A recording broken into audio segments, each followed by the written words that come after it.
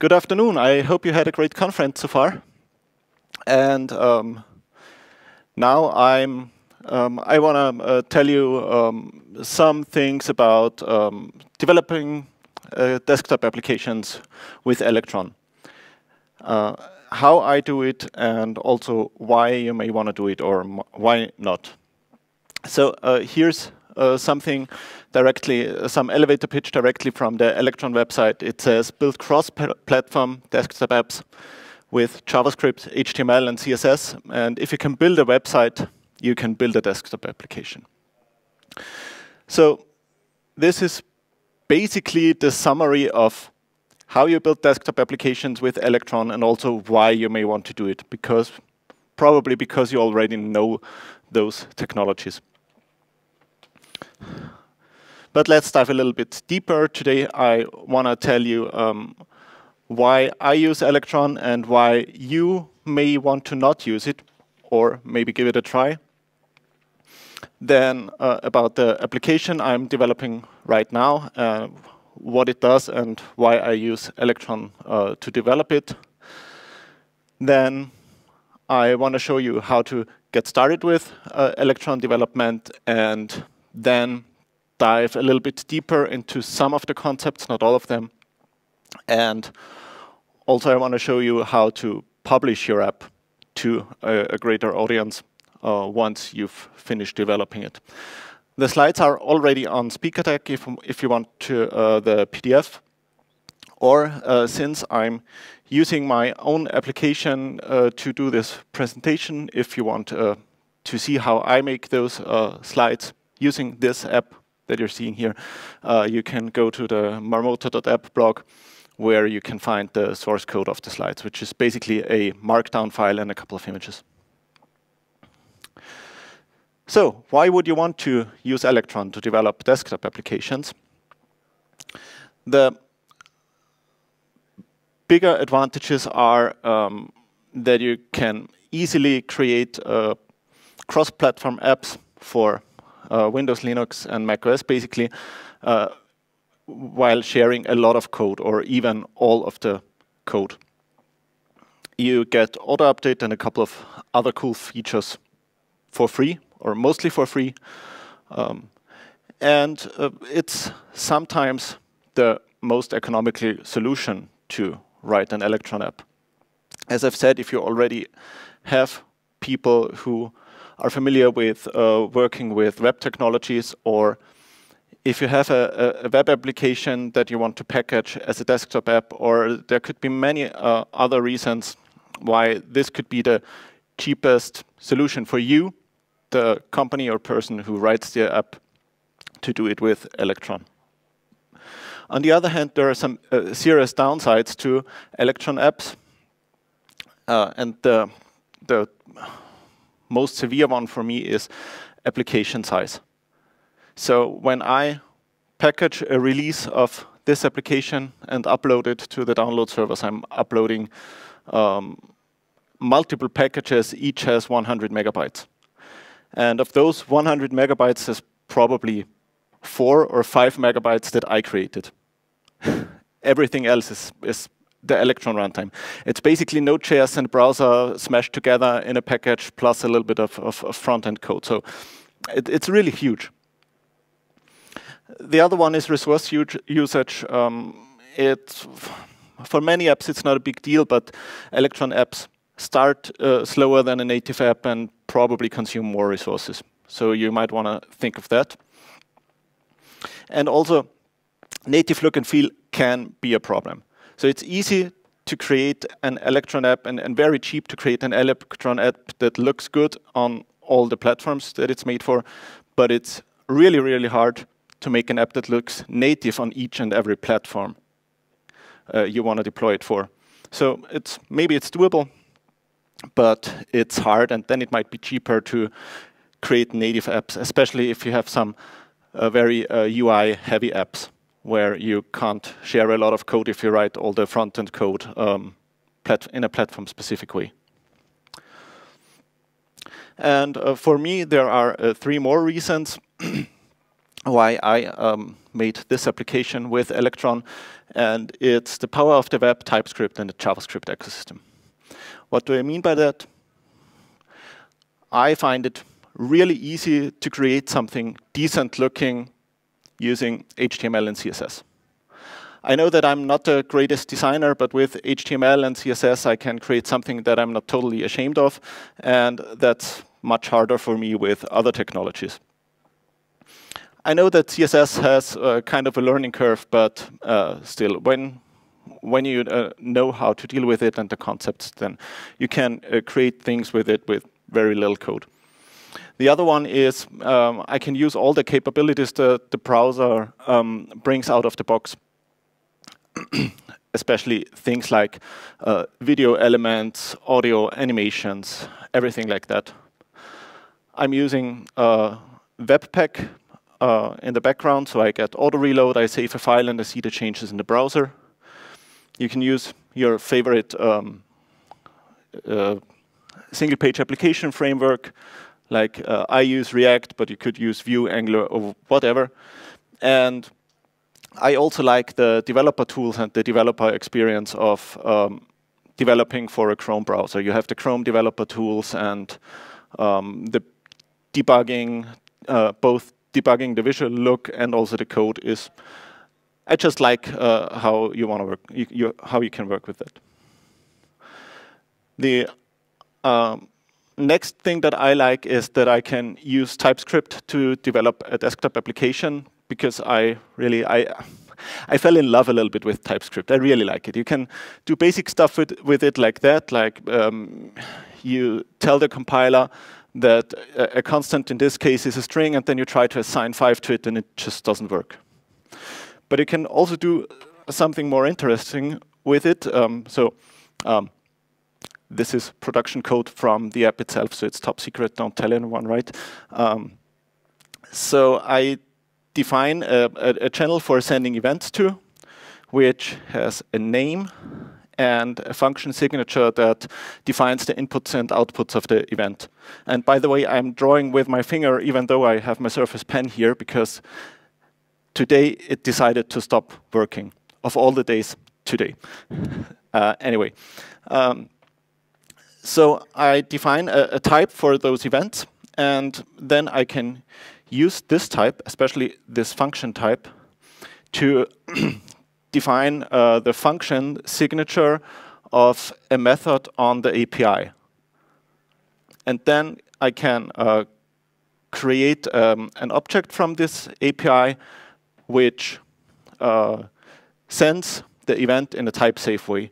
So it can only send events without any parameters that don't return anything, and on the receiving side, it will receive events in a type-safe way. So you can also only receive the event with a function that has the same signature. That's something I can do with TypeScript.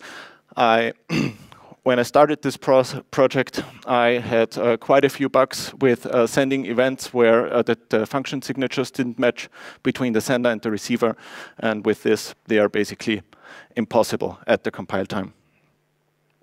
And then you can do totally crazy stuff with TypeScript like this. This is a type, so it's evaluated at compile time, and it is a type that makes sure that a player who's playing tic-tac-toe has not already won, and you can use it to create a function that you can only call when the other player has not already won yet. So like player X wants to play, and the compiler does not let you call this function when player O has already won. So don't do that. It's complicated, it's crazy, it's unreadable, but you can do it with TypeScript, and yeah, it's a really powerful type system. And the last point why I especially like Electron, is that you can use everything from the JavaScript ecosystem. For example, I use Monarch Editor. You see it on the left on my production dependencies. Monarch Editor is the editor component of Visual Studio Code. So I get a complete editor with syntax highlighting and auto-completion and everything for free by just including this package and writing a few lines of code. Or one One line above the Monarch Editor is Cartex, which is a project that can render LaTeX math formulas in an HTML document, which is really nice. And yeah, that's something that may be hard to find if you want to use something like JavaFX. I don't know if there's an editor component that is only remotely as capable as the Monarch Editor, for example. So the application that I'm currently developing is Marmota. It's, as I've said, it's the presentation software that I'm presenting this talk with. And I want to quickly show you how it works. Let me just share my screen here. Did it work? Yeah, you're seeing my presenter screen now. So speaking of the power of the web, the feature that I can press a button here and you see my one screen live streamed to the presentation is basically just an HTML video element there and an Electron API that allows me to capture anything that's running on my computer, like this screen. And it's a few lines of code, and I have my screen mirrored there, so power of the web is awesome. And the software itself looks like this. You have the Monarch Editor here and the live preview here, and I can just create a new talk, and it starts with slides. I can input something that's mostly markdown, not exactly conforming to everything that's in the spec, but mostly markdown, and when I add a headline, it creates a new slide, and so on. So that's the application. I've been working on this for the last 2.5 years or so, and for me this was the most economical solution to do it in Electron, because I'm pretty sure that I would not have been able to develop this in 2.5 years in my spare time using any other technology. But if you're the best JavaFX developer in the world, or if you're really familiar with developing native Windows apps or whatever, then that might be a completely different story for you.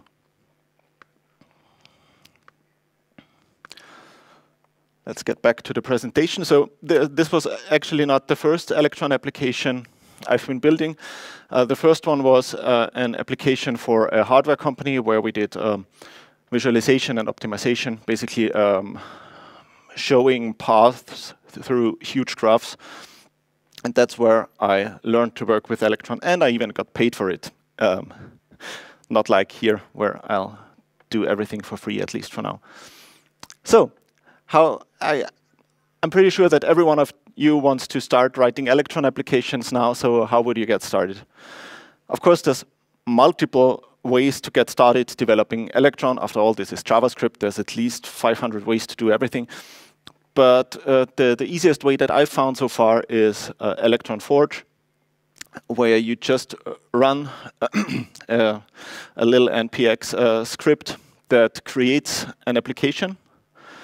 In this case, I already use a template that adds TypeScript and Webpack, and it not only scaffolds the application, it also adds default configurations for stuff like building and publishing your app. It adds scripts that you need for packaging, making and publishing the app, and a couple of other things. And then when you start this application, the first thing that gets executed is a file called index.js. And the most important thing that's happening here is I'm creating a main window, a browser window, and this will automatically open and show the content of a file called index.html. And in the presentation software, this file is mostly empty. It only contains one div. That's the React root where the React application can initially render, and then everything is a React application. And the React code, since we're using the Webpack template, is in its own file that's not referenced from here. It's in renderer.js, or renderer.tsx in this case, because we're using React with JSX. And so I changed the configuration here in the package JSON from renderer.ts to renderer.tsx. And then I can add my React DOM.render calls to this file. There's one more thing that I do in the real application is when the application gets ready, so I get a ready event, I'm listening on it with app.on, and when I get the ready event, I check if I'm in development mode, and if yes, I install the React DevTools extension to the Chromium windows so that I don't only have the normal Chrome developer tools, but also the React developer tools.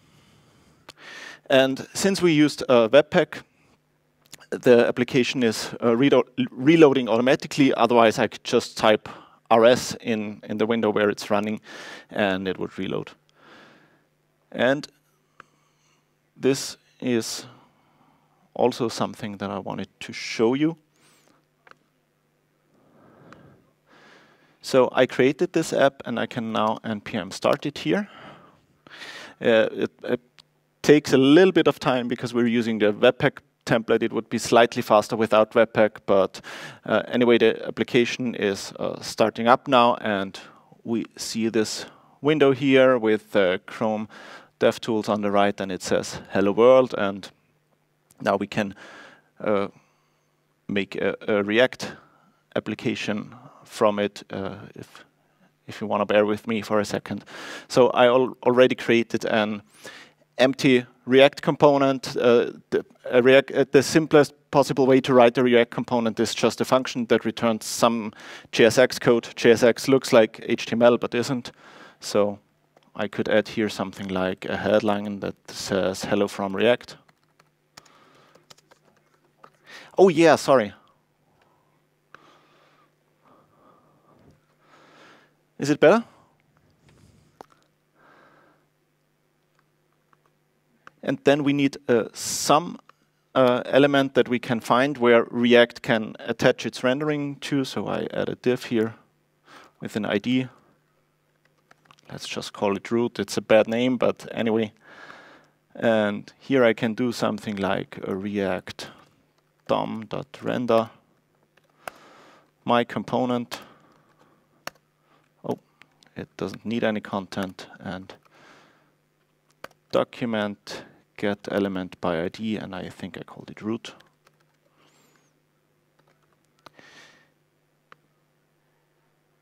And it should reload and say hello from React. Now I can remove the other stuff from index.html to have only the React application and nothing around it. And now we're at the starting point where I started to write this bigger application as a complete React application.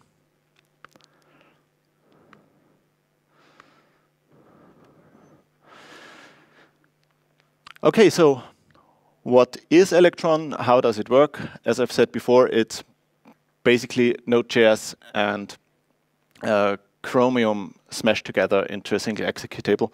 It's a little bit more complicated than that. But you have basically a main process. That's the process that gets started when you type npm start. And the main process can spawn renderer processes and communicate with them via inter-process communication. Theoretically, the renderer processes could also communicate with each other if they know each other. I personally don't use this because I I don't like an architecture where everyone can communicate with everyone else. I like the renderer process to send events, and the renderer process should not care who receives them. So the renderer process just sends an event, and the main process either distributes it to all other windows or to all other renderer processes or to a single one based on the type of the event and data in the event.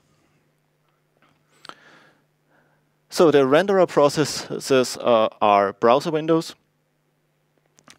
which you can just create with new window, add some options, and then you have also some events on the window. Like what I do is when the window is ready to show, I show it, and also again when the frame did finish loading and the application is in development mode, I open the DevTools.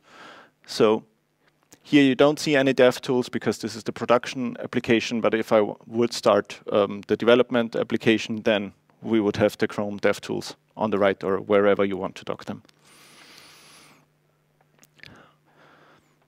Then you may want to use Node.js APIs or also Electron APIs because just writing a web application, if you would just do that, you wouldn't need Electron, so you probably want to do something on your system like write to a file or open a dialog or add a menu to your application. And you could either expose all the Node APIs and everything to the renderer processes, which is insecure and which gets harder and harder to do with every Electron release because the Electron developers just don't want us to do it. Or we could expose an API, and that for this you need a preload script. You can again configure how it's called and where it is in the package JSON, and then use the context bridge to expose an API. And the API for me comes from this file. And when you run this expose in main world, then the window object of every renderer gets an entry called API. So you can type window.api.something. So you can call whatever is in this API object. And I do it like that. I define my API object to be a collection of smaller objects because I don't want to add all the functions that I potentially want to use in this file. I just compose it from smaller objects. So in my case, I would call window.api.app.something. And also I tell the TypeScript compiler that the window interface now has a new entry called API and that it's of this type. And then in the rest of the application, I can use this object in a type-safe way. And here's an example how I use it. I have, in this case, a React component that's called export or print window. And I usually don't use the APIs directly in the React components. I pass the parts of the API that I need in the component as properties to this component. This is just a very simple form of inversion of control or dependency injection. I do this so that I can change the implementation during the test, because calling the real API during a test can be very problematic. So this React component here, export or print window, has a function, get platform, and the default implementation of that function is window API app get platform. But in a test, I can override it, and then I call it like this, get platform. If we are on a Mac, then we do something differently, because on a Mac you do things differently, right? Right. And I personally use Node APIs only on the main process. As I've said, you could theoretically, if you really, really want to expose them to the renderer processes, but I use them only on the main process in a Node.js environment. And here you see a code example where I actually use two different APIs, one from Electron, that's the dialog API. I show a save as dialog, which gives me a file path if the user has selected a file to save to. And then if this file path exists, I use a Node.js API fs.writeFileSync to write the file to the content of the editor to this file. Then sometimes, or most of the time, you would probably want to have an application menu if you create the desktop application. There's two ways to do this. So first, you usually set it globally and build an application menu, and you can build it in two ways. Either by creating the objects manually and wiring them up, like I do here. I call new menu item, create the object, then add it to a submenu of another menu item, and so on. Or you could just create one big object that declaratively designs how your menu looks like and which callbacks to call when menu items are clicked. And I prefer this version, but basically both are the same. The other one is a little bit shorter. This one is, for me, more explicit. And yeah, when we only use Electron and Node.js APIs on the main process, but everything we do and show the user happens on the renderer process, there must be a way for those two or multiple processes to communicate. And there's two objects, IPC renderer and IPC main, that encapsulate this. They come from Electron. And yeah, you can use IPC main on the main process to communicate with the renderers and IPC renderer on the renderer processes. And in the code example I added here, I'm using IPC renderer to send some event to the main process and IPC main to listen to this some event with on and just console log something. I could also do it vice versa, listen on the renderer and send from the main process. This is very basic, but it works. And as I've already mentioned before, I added a little bit of code on top of it to make sure that this communication is type safe. And what I do here is I define which kinds of events or which channels for events can be exchanged between main and renderer. Like when I draw something here, there's my presenter screen. This, so the components that are running here will send annotations, publish, edit annotation to the main process. And then the main process will send an event, annotation published to this renderer process. And then this renderer process can show you the same line that I drew here. So that's basically the functionality that we're seeing here. And here on the right side, there's a function signature, which basically defines the inputs and outputs of this event. And then I define another type here, which is the Annotations Api. So this is the signature of the object that you find in the API that I'm exposing to the renderer process. So when I type window.api.annotations.something, the annotations has this interface. And yeah, here I just reference the types from above. So here I reference channel to main and this type. And that basically defines how I communicate, the types of how I communicate. And then the renderer code implements this interface. So I'm splitting this into 3 files because when you import something that should run on the main process in the renderer process, this can cause problems. It can cause your app to crash. So I split this in 3 files. The types will be available to both processes, and then everything in renderer TS is only available in the renderer process, everything in main TS only in the main process.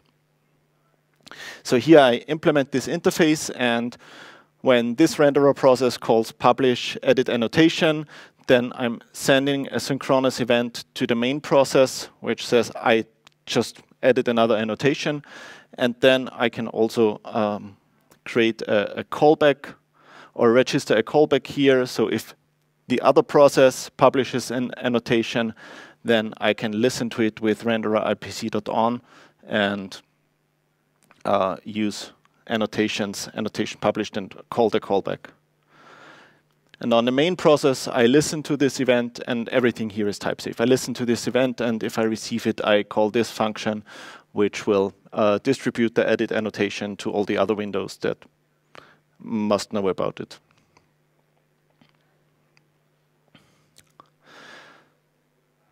Then I already said I'm using Webpack here. I also used it in the small demo project that I just showed you. And the first reason why I even added it is because the Monarch Editor needs it.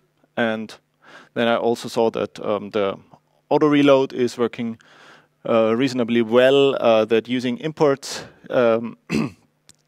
it gets easier. So instead of require chase. And the third thing, what I really learned to like about Webpack is that I can add resolve configurations. You know that normally when you import files in JavaScript that you normally use relative paths, and I found that pretty annoying when you, especially when you want to import something from a test file where you then have import from .. /src/ whatever. So this can become really long. And with Webpack, I can just say I import from $API/something and then configure here that $API is actually this directory. So this is, in my opinion, much nicer and very straightforward and works very well at runtime. Unfortunately, the test framework that I'm using and Visual Studio Code, the editor that I'm using to write this application, don't really recognize this.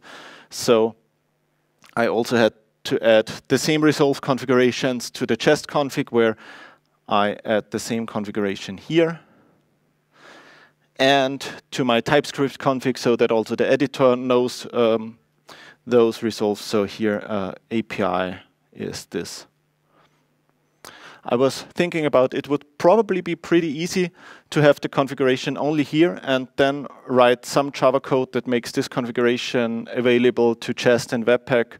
I just never did that because I have only 7 or 8 resolve configurations like that, and I basically never changed them. So maybe the next time I change them, I'll write something better and not duplicate it again over 3 files, or triplicate, or what's the word here.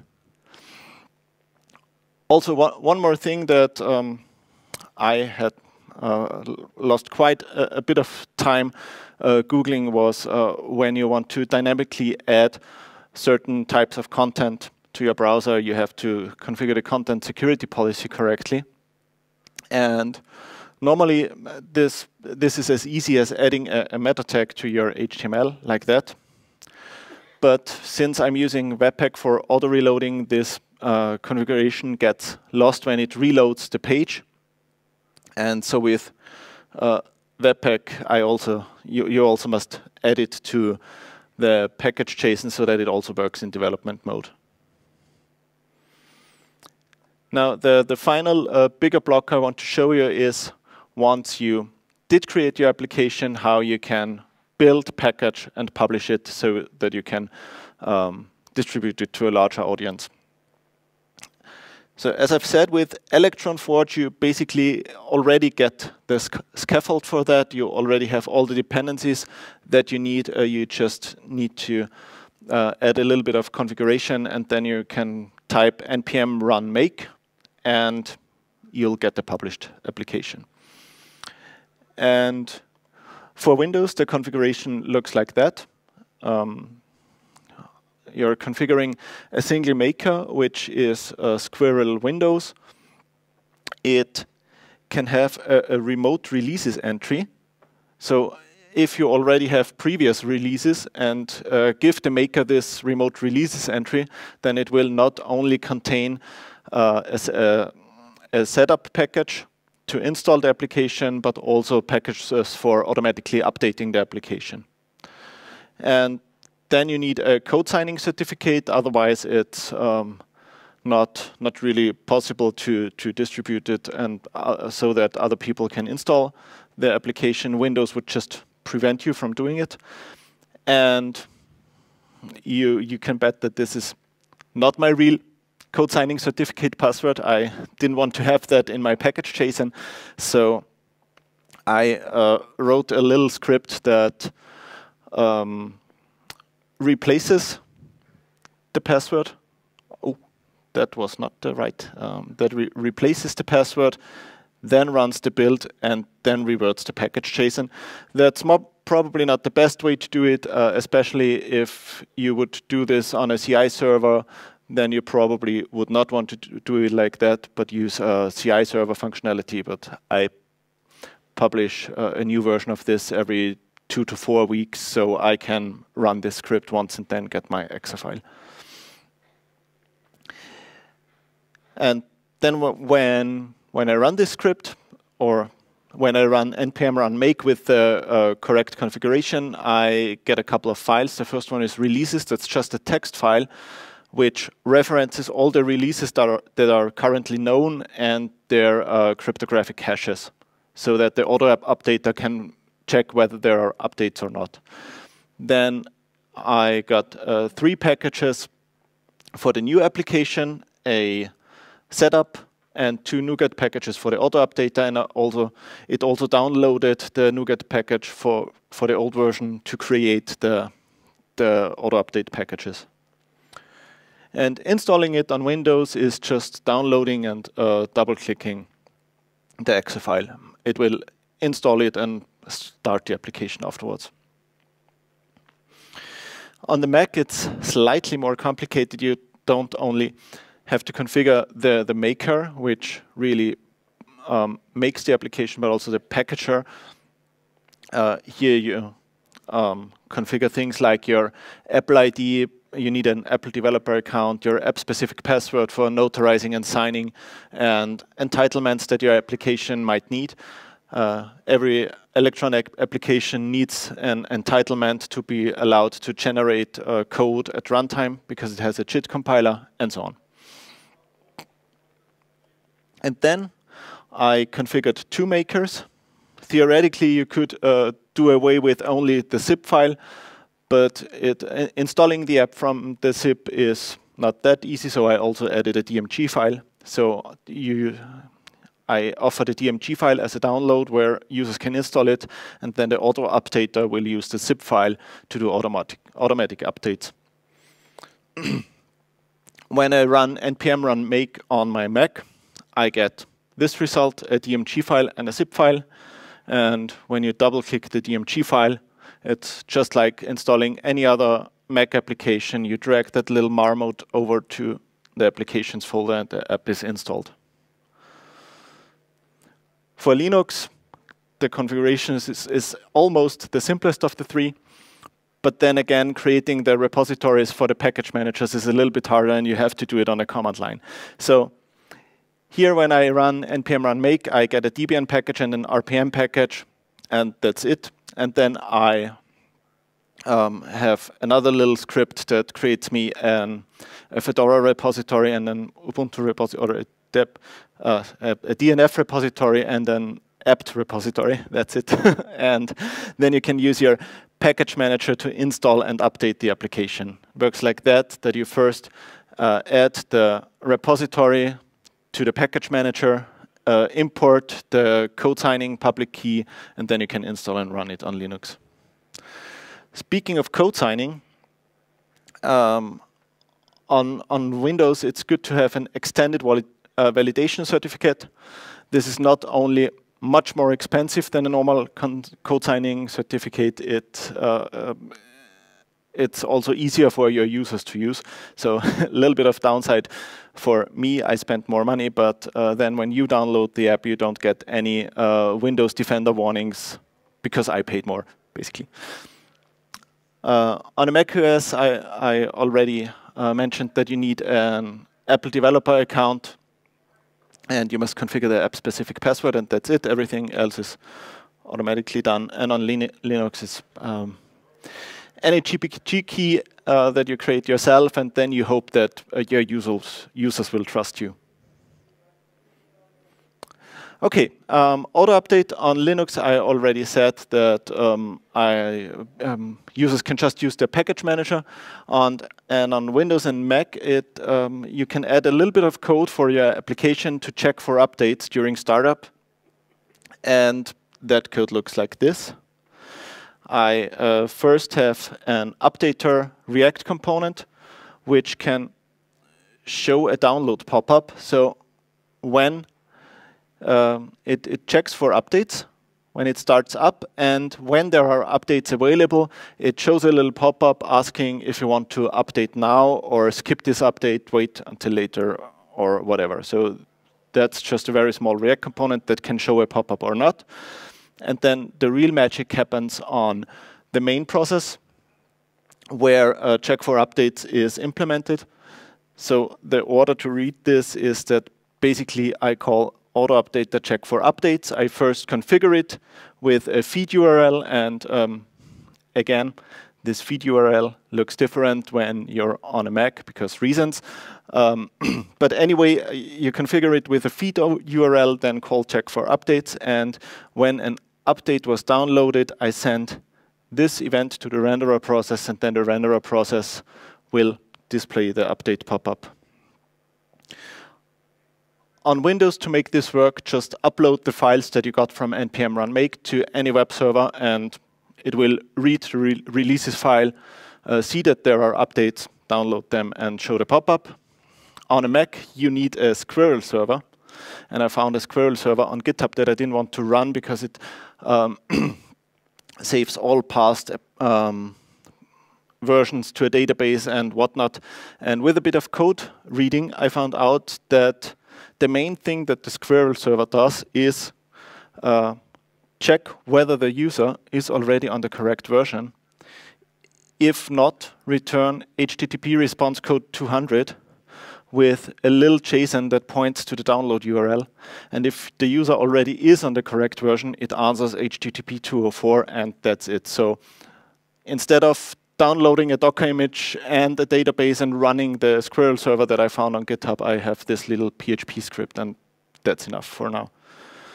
And from a user's perspective, yeah, you start the app, you wait a minute or so until the auto updater recognizes that there's a new version, and then you click install and you have the new version. So the app will restart and you have the new version.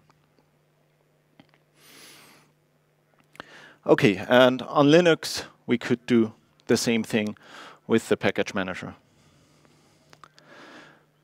To recap, Electron apps do have a few downsides. They are more resource intensive than regular desktop apps.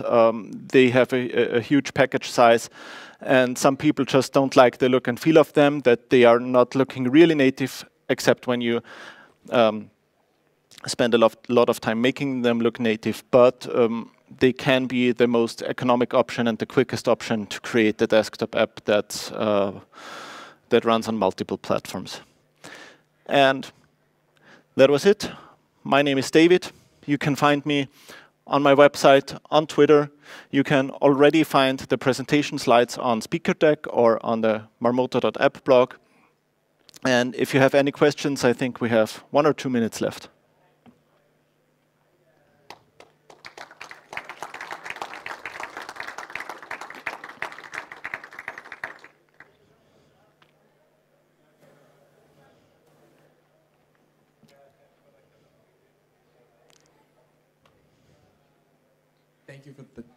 Thank you for the talk. That was really great. One of the comments that you had made earlier on about the size of Electron packages being potentially dominated by the Electron dependencies, Chrome and Node and the like, it got me thinking, do you know if there's any sort of way to just cause the package to rely on any system-wide installations, or like would this be a nightmare in versioning?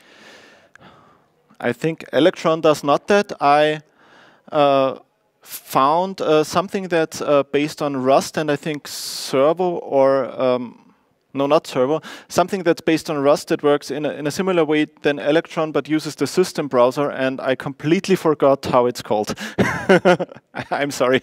And also, I will never migrate to it because, or I just don't have time to even look at it.